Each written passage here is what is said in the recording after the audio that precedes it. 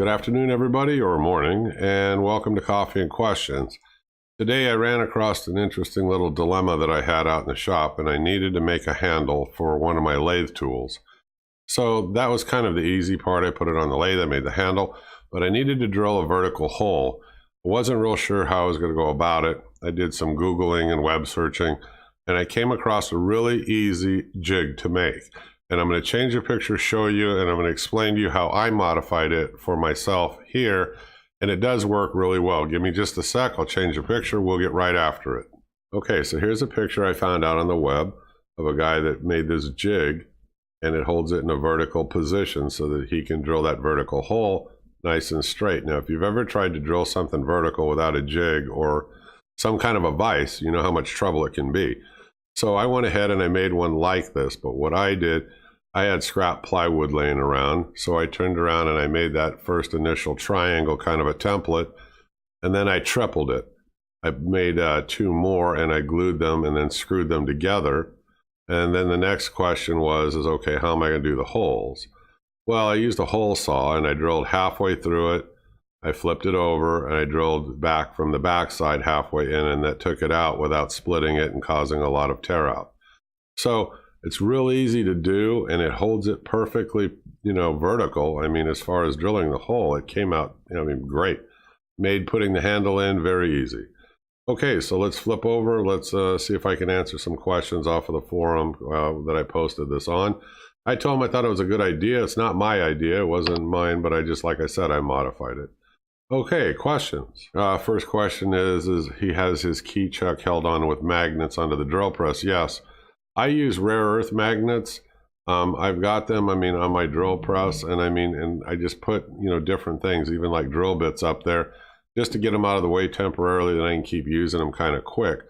I also glued one on the back of a contractor's pencil, and I just put it up on the post there, and then that way when I need a pencil, it's right there. And I'm always losing them and misplacing them and stuff, and it made it a little bit easier to have it at hand when I needed it.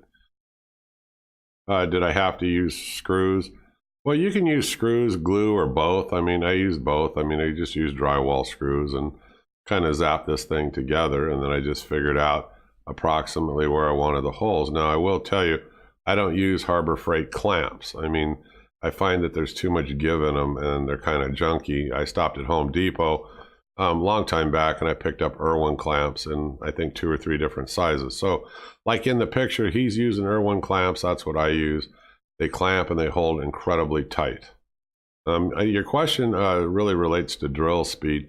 The easiest way for me to explain that is there's always manufacturer suggestions on drill speed, and if you lift up the top of your drill press on the cover, there's usually a chart in there. And I'll show you one here in just a sec. I'll throw a couple of quick charts up. If you want a real thumbnail sketch way to go by, slow speed, that's for metal. Moderate speed and high speed is more for wood. You could probably get away with whatever your drill press is set at, but if you want to tweak it and make, the speed a little bit more perfecting, that's more or less how you do it. Let me show you a picture real quick. I found a couple of pictures actually. Here's the first one. It shows you how to go from low speed, dealing with your pulleys in your drill press, to a much faster speed. Now let me show you another picture. And it all depends too, really, on what the drill bit is that you're using, but I do a bunch of generic handyman kind of crafty shop work. So I don't get super caught up in the drill speeds. I just know approximately what I need and what works for me after, using the drill press for some time. But let me show you another picture. Maybe it'll help you out a little bit clearer. Okay, here's a picture I went ahead and pulled off of the web just at random, but it gives you a good idea. Depending on the drill bit you're using, is going to depend on how you set the speed. Most of the time I'm using just the simple twist drill bits. It's kind of a poor picture up there, but anyway, if you go along the top and you say, well, I'm going to drill into some soft pine wood, and I'm using like a 1/4 inch, bullet point, or even a twist drill, and say a 1/4 inch, say, well, I should set it for around 3,000 RPM. Then you can take a look at, what's on the inside of your drill press and set your pulleys accordingly. Now, if you don't know, like I said, you just keep in mind by looking at your pulleys, slow, moderate, and fast speed, and you can put it on one of those settings. And I think you'll get away with everything, pretty well.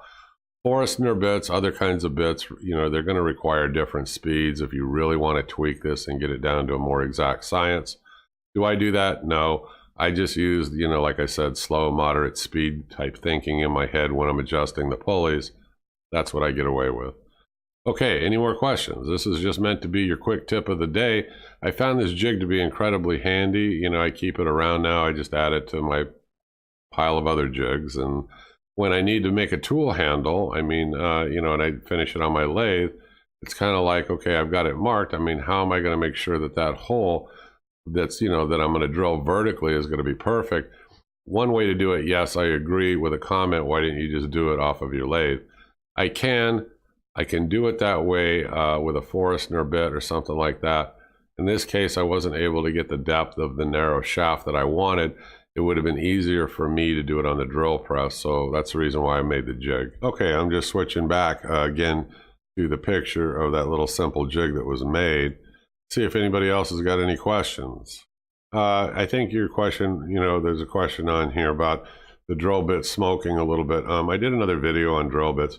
If your drill bit is getting hot, it's starting to smoke, or the chips are coming out black, or you see something like that, you either have the speed set incorrectly or your drill bit's dull. The other thing that'll help is go up and down, up and down, up and down. Cut a little bit, release it, cut a little bit, release it, and keep doing that. And that also helps not to burn and destroy your bits as fast. The other thing when it comes to smaller bits, and I said this in a past video, is I buy 4 or 5 of that same small bit. They tend to break easier on me than the larger bits. But anyway, getting back to the jig, it's simple, it's fast to make. I hope it helps you folks, and I hope you, click subscribe. Keep following me. You guys have a good day. I'm the Home Handyman. I'll see you on the next video. This, like I said, was just your quick tip of the day. Thank you for watching. Bye-bye.